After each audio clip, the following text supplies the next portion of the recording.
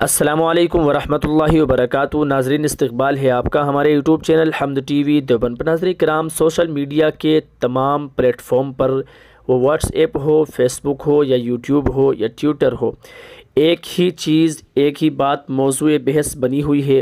وہ ہے مولانا محمود مدنی صاحب کا 2 دن پہلا انٹرویو، جس ویڈیو میں اور جس انٹرویو میں مولانا محمود مدنی صاحب نے بیرسٹر اسد الدین اویسی صاحب کے متعلق نہایت ہی نامناسب باتیں کہی ہیں، جن سے ذاتی طور پر میں بھی اتفاق نہیں رکھتا۔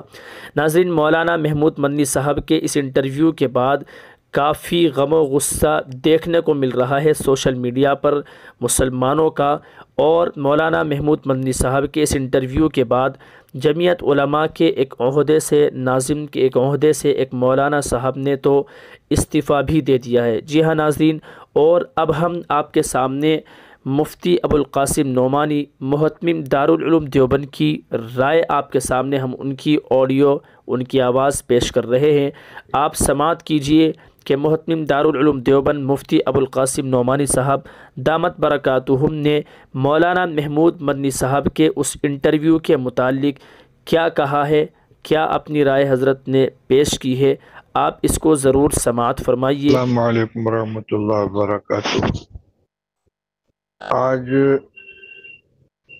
مولانا محمود مدنی صاحب کے انٹرویو کے سلسلے میں میرے نام ایک میسج سب سے پہلے غالباً یوسف صاحب نامی کسی صاحب نے بھیجا تھا، اور اس کے بعد اس کلپ کی کاپی میرے پاس 50 نمبر سے آ چکی ہے اور مسلسل آ رہی ہے۔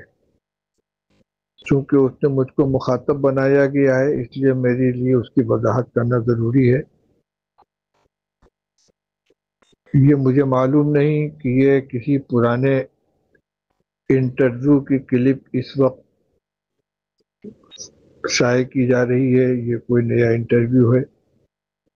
جہاں تک اس کے موضوع کا تعلق ہے تو یقیناً مجھے مولانا محمود صاحب کے اس انداز کلام سے بالکل اتفاق نہیں ہے۔ نظریاتی اعتبار سے کسی سے اختلاف ہو سکتا ہے، لیکن اپنے اختلاف کے اظہار کا طریقہ مناسب ہونا چاہیے، اور خاص طور سے اس وقت جب کہ مسلمان 2 مسئلوں کی وجہ سے انتہائی تشویش میں اور تکلیف میں ہیں۔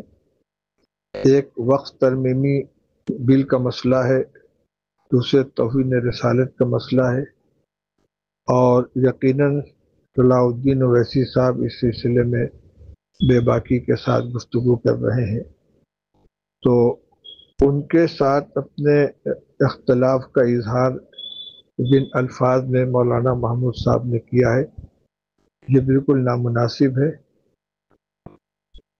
اینکر کے ہر سوال کا جواب دینا بھی ضروری نہیں ہوتا، اس کو ایوائڈ بھی کیا جا سکتا ہے۔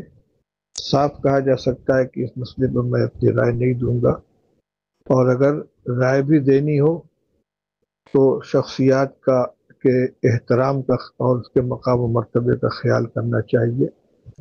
اس لیے میں اس انٹرویو سے اپنی لا تعلقی کا اظہار کرتا ہوں۔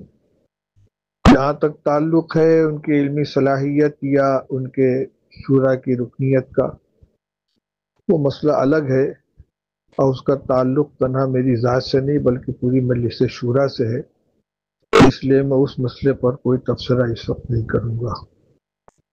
بہرحال جو ہوا یہ مناسب نہیں ہوا ہے۔ السلام علیکم ورحمۃ اللہ وبرکاتہ۔